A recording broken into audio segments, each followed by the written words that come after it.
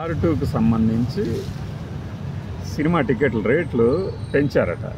అసలు వార్2కి ఏంటి సంబంధం? ఆ తెలుగు సినిమానా? తెలుగు సినిమా మన నిర్మాతలందరూ కలిసి మా సినిమాల బడ్జెట్ పెరిగిపోయింది, అందుకని మాకు టికెట్ రేట్లు పెంచండి, ఎందుకంటే మేము తెలుగు సినిమా ఖ్యాతిని ఓ స్థాయికి తీసుకెళ్తున్నాం అని చెప్పుకునేవాళ్ళు. ఇది తెలుగు సినిమా కాదే, డబ్బింగ్ సినిమా. ఇదే సమయంలో కూలీ సినిమాకు కూడా టికెట్ రేట్లు పెంచుతున్నారట. ఇది ఇప్పుడు ఎందుకు చర్చ అవుతుందో తెలుసా? తమిళనాడులో ఒరిజినల్ సినిమాకి లేని రేట్లు దాదాపు త్రిబుల్ రేట్లు ఇక్కడ హైదరాబాద్లో, ఆంధ్రప్రదేశ్లో పెడుతున్నారు. ఇది ఎలా జస్టిఫై చేస్తారు? దీని డిస్ట్రిబ్యూటర్ ఎవడు? తెలుగులో దీన్ని జనం ముందుకు తీసుకొస్తున్నది ఎవరు? మరి ఆ నిర్మాతలు ఏమని చెప్పి కన్విన్స్ చేశారు? జగన్మోహన్ రెడ్డి గారు తన హయాంలో ఇచ్చిన జీవో ప్రకారమే ఇప్పటికీ ఆంధ్రప్రదేశ్ ప్రభుత్వం ఎందుకు సినిమా టికెట్ రేట్లు పెంచడాన్ని, తగ్గించడాన్ని తన చేతిలో పెట్టుకుంది? అంటే జగన్మోహన్ రెడ్డి గారు కరెక్ట్ అని ఒప్పుకున్నట్టే కదా. సినిమా టికెట్ల రేట్లు పెంచడానికి మొదటి 10 రోజులు మనం మొదటి నుంచి వ్యతిరేకం. అది ఏ హీరో సినిమా అయినా సరే. ఎందుకు అంటే మన వాదన ఉంది కదా, రైతులు మా గిట్టుబాటు ధర రాలేదని ఏడుస్తుంటే వాళ్ళని పట్టించుకొని ప్రభుత్వాలు సినిమా టికెట్లు మాత్రం బడ్జెట్ పెరిగిందని పెంచుతారా? మరి మా పెట్టుబడి వ్యయం కూడా పెరిగింది కదా, మావి పెంచండి.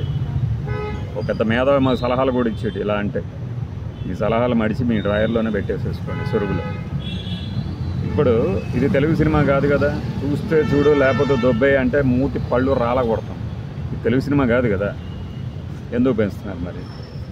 రజనీకాంత్ గారు ఈ న్యూయార్క్ సిటీని చూస్తున్నారా? హైదరాబాద్ న్యూయార్క్ సిటీని వచ్చి ఒకసారి చూడండి.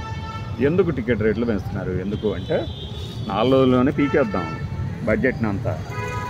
బడ్జెట్ అంటే ఏం లేదు, నిర్మాత ఈ హీరోకి, ప్రొడ్యూసర్కి, వాళ్ళకి వీళ్ళందరికీ ఇచ్చేదే. దానికి పోయి ఇంకా ఏదేదో చెప్తారు. మేము అంత ఖర్చు పెట్టామని మేము చెప్పాము, అంత ఖర్చు పెట్టమని. అసలు టికెట్ రేట్లు అంతగా ఎందుకు పెంచుతున్నారు? డబ్బింగ్ సినిమా కదా. తెలుగు సినిమాల విషయంలో ఎవడో ఒకటి మాతో వాదించవచ్చు, డబ్బింగ్ సినిమాలకి ఎందుకు పెంచుతున్నారు ఇంత? ఏదైనా మీ దగ్గర ఒక చిన్న లాజిక్ ఉందా?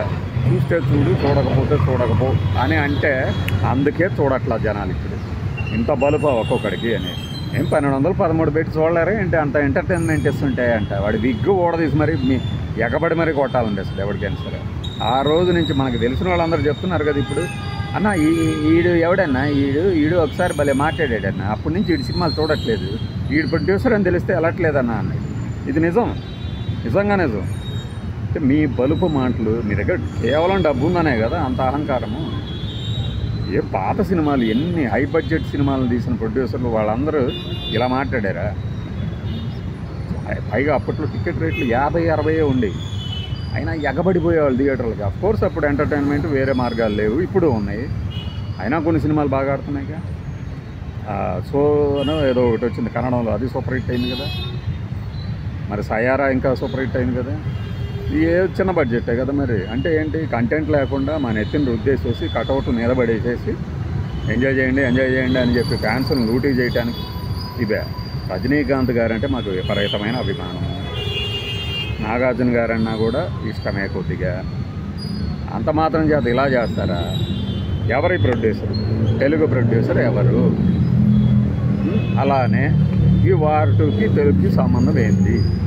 మొదటి రోజు 10 కోట్లు రాబడదామనే కదా ఏదో ఒకటి తెలుగు ఏరియాలో, తెలుగు బెల్ట్లో. ఎంత అన్యాయం! ఇన్ని కుట్రలా తెలుగు ప్రేక్షకుల మీద. ఇన్ని చేసి మళ్ళీ ఈ కార్మికులు, ఇప్పుడే మీకు చూపిస్తా ఒక ఆయన్ని.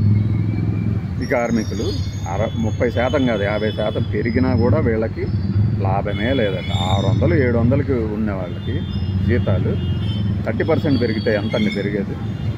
180 రూపాయలు పెరుగుతుంది. 1000 రూపాయలకి 30% ఎంత అంటే 300 పెరుగుతుంది. వాటితో వాళ్ళ జీవితాలు వెళ్ళిపోతాయా? హైదరాబాద్లో కోమటిరెడ్డి వెంకటరెడ్డి గారికి హ్యాట్స్ ఆఫ్. ఈ సందర్భంగా నేను చెప్తున్నా, హ్యాట్స్ ఆఫ్. హైదరాబాద్లో ఉండాలంటే ఆ మాత్రం రేట్లు పెంచాల్సిందే అన్నాడు ఆయన. నిజంగా మిగతా విషయాల్లో పక్కన పెట్టండి, ఈ విషయంలో మాత్రం. ఎందుకంటే ఆయనకి తెలిసింది సిటీలో ఎలా ఉంటుంది. పైగా ఆర్టిస్టులకి సంబంధించి ఏంటంటే వాళ్ళు గ్లామర్ కాపాడుకోవడానికి ఇంకా ఖర్చు పెట్టాలి మేకప్. అది తెలిసి కూడా ఇలా చేయటం మేము పెంచేదే లేదు అని మాట్లాడటం. మీరు పెంచకండి, బాగా ఇప్పుడు ఆల్రెడీ 2000 3000 రోజుకి తీసుకుంటున్న వాళ్ళు ఎన్ని రోజులు ఉంటున్నాయి వీళ్ళకి రెగ్యులర్గా అని చెప్పి చూసేసి పెంచకండి. మరి 1000 రూపాయలకి 500కి 600కి చేసేవాళ్ళకి, అది కూడా ఇవ్వకుండా ఎగ్గొట్టే వాళ్ళకి ఏమని మాట్లాడతారు? అవన్నీ వదిలేసేసి